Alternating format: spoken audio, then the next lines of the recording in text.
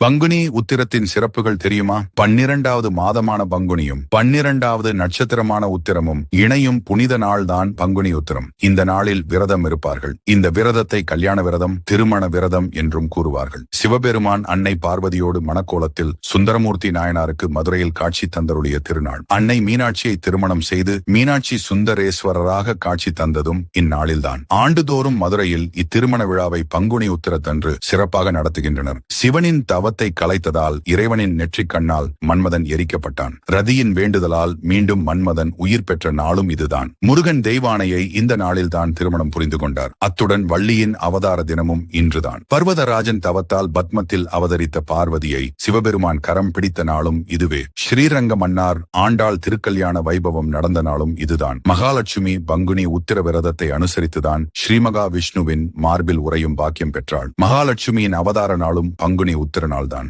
இந்நாளில் வைணவ ஆலயங்களில் மணக்கோலத்தில் தாயாரும் திருமாலும் காட்சி தருவார்கள். அன்று காஞ்சி வரதராஜர் ஆலயத்தில் ஸ்ரீ பெருந்தேவி தாயார் சந்நிதியில் ஸ்ரீதேவி பூதேவி, மலையாள நாச்சியார் ஆண்டாள் மற்றும் பெருந்தேவி தாயார் சகிதமாக ஸ்ரீ வரதராஜர் காட்சி தருவார்.